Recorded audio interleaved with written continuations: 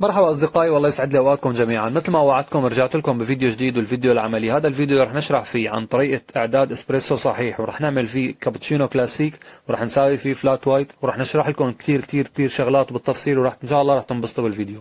اشتركوا بالقناة وفعلوا زر الجرس واللايك لا تنسوا. بالبداية أهم شيء وأكثر شيء لازم نركز عليه فهو الكبس والتسوية. إذا كان الكبس والتسوية صحيح فإذا نحن قطعنا مرحلة كتير منيحة لحتى ناخذ شوت إسبريسو صحيح. طبعا لازم اذكركم انه طحن القهوة لازم يكون تازة، يعني ما بصير نطحن كمية معينة ونخليها بقلب المطحنة ونستخدمها كل ما اجانا طلب. مثل ما انكم شايفين فيكم توزعوا البن بهي الطريقة باصبعكم، او في آلة معينة اذا بتحبوا تاخذوها بنشرح عليها لقدام ان شاء الله، ولكن انا بستخدم حاليا هي الطريقة بصراحة. وبالنسبة للكبس بدنا نساوي ايدنا بزاوية قائمة ونضغط بهذا الشكل، ما بصير نميل لا يمين ولا يسار مشان يكون سطح البن مستوي. واما كمية البن فهي من 7 ل 10 جرامات حسب نوع البن وحسب نوع الماكينة. وهلا راح انتقل معكم لفوم الحليب. كيف راح نعمل فوم حليب صحيح؟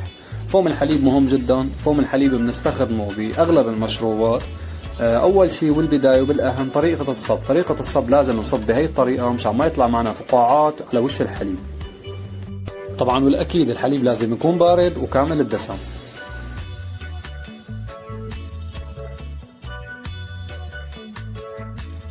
راح نحط الستيم الحليب بهي الطريقة مايلة بهذا الشكل تقريبا نصف سنتي لتحت سطح الحليب، وبنفتح عليه البخار بأقصى درجة. مثل ما انكم شايفين هلا بلش ياخذ الفوم، ما بنتحرك، ما بنعطي حركة ابدا حاليا، لانه هو هلا عم ياخذ هواء ومن الهواء عم يعمل هي الرغوة اللي نحن بدنا اياها. لما يصير الحليب بهذا الشكل راح يكون تقريبا ب 65 ل 70 درجة مئوية، وهي الحرارة المناسبة للفوم. هيك بكون شرحت لكم كيف نساوي فوم لأي مشروب سخن تقريبا. وهلا راح اشرح لكم كيف راح نساوي اسبريسو بطريقة مثالية.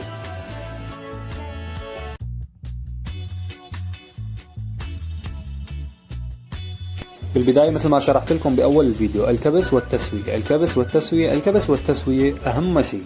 إذا أنت كابس صح ومسوي البن صح راح يطلع معك فنجان اسبريسو بجنن. رح ناخذ اول شيء كمية البن اللي اتفقنا عليها، اللي هي ما بين 7 جرام ل 10 جرام حسب نوع البن طبعا، وحسب المطحنة، وحسب الماكينة اللي انت عم تشتغل فيها، ولكن وسطيا فينك تقول من 8 ل 10 جرامات.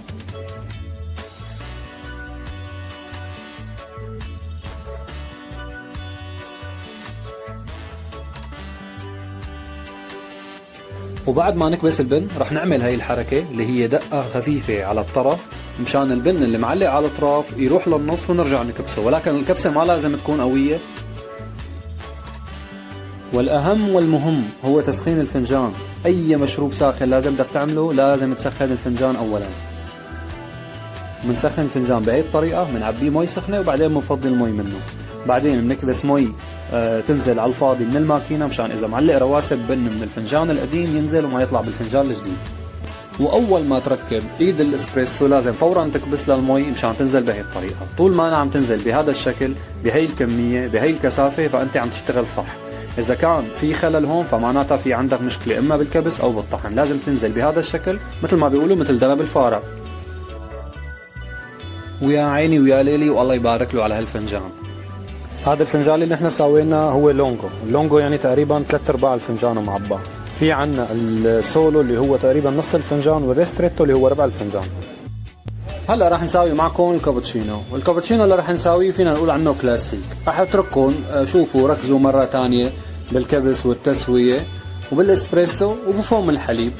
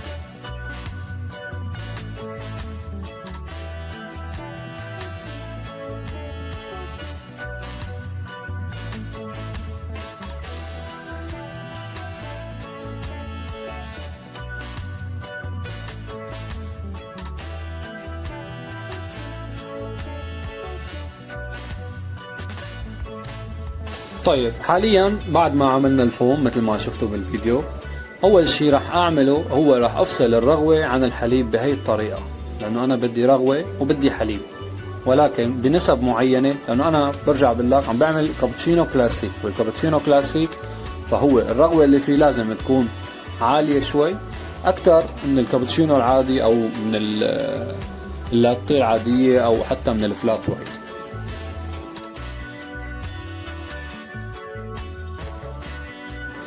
اول شيء بنحط الفوم الحليب فوق الاسبريسو بهي الطريقة، بحيث نحن يكون عندنا ثلث الفنجان اسبريسو وثلث الفنجان فوم حليب، والثلث الثالث فهو الحليب. هلا بنصب الحليب بهي الطريقة فوق الفوم مشان يطلع الفوم لفوق يعطينا هذا الشكل مثل ما انكم شايفين، شكل الرغوة العالية.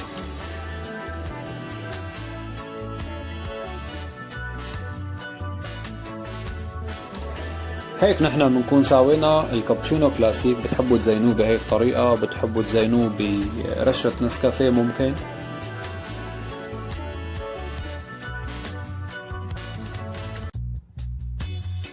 والآن وأخيرا وليس آخرا راح نساوي فلات وايت. طيب شو اللي بتفرق الفلات وايت عن الكابتشينو؟ مبدئيا الفلات وايت دبل شوت اسبريسو، والكابتشينو 1 شوت اسبريسو. برجع بأكد عليكم أصدقائي، كمية البن من 7 ل 10 جرام للشط الواحد، ونحن هون عم نستخدم دبل شوت، يعني كمية البن ممكن توصل معنا من 18 ل 20 جرام تقريبا. والتسوية ثم التسوية ثم التسوية ثم التسوية ثم الكبس، أهم عاملين بفنجان الاسبريسو.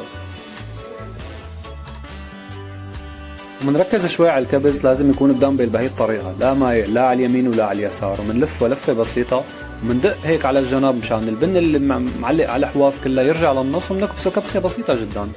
يا سلام سلم.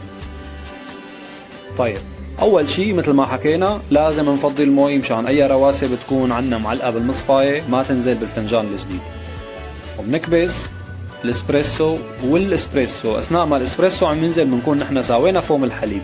طبعا نحن هون بيكون اخذت ايدنا على الفوم واخذت ايدنا على الاسبريسو، وقطعنا مرحله منيحه بحيث نوازن بيناتهم. كميه الاسبريسو اللي لازم تكون بقلب الفنجان هي ثلث الفنجان تقريبا، ولكن دبل شوت اسبريسو، اي كميه البن رح تكون طعمتها مركزه اكثر.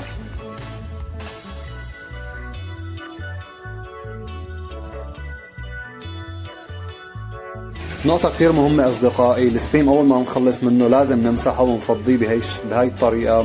نفتح البخار على الفاضي وبنمسحه، الممسحة اللي بدنا نمسح فيه لازم تكون بس للستيم، بس للحليب، هي مو لأي شيء ثاني. مثل ما انكم شايفين هذا الفوم بيختلف شوي عن فوم الكابتشينو. فوم الكابتشينو الرغوة اللي فيه أعلى، هذا الفوم صاير كريمي أكثر. الفوم لما يكون كريمي هو مناسب أكثر للفلات وايت ولللاتيه أكثر ما يكون للكابتشينو. وانا بعرف كثير وعم تجيني اسئله على الرسم صديقي رح يطلع معك، رح يطلع، ولكن مبدئيا انت لازم تركز انه يكون انت شاغل الفنجان صح، والفنجان طيب اهم ما يكون الرسمه حلوه. يعني انا ما بستفاد شيء اذا الفنجان مشغول غلط ومو طيب وعليه رسمه حلوه. والرسم شوي شوي رح يجي مع الممارسه، واكيد رح نحكي فيديوهات قادمه ان شاء الله.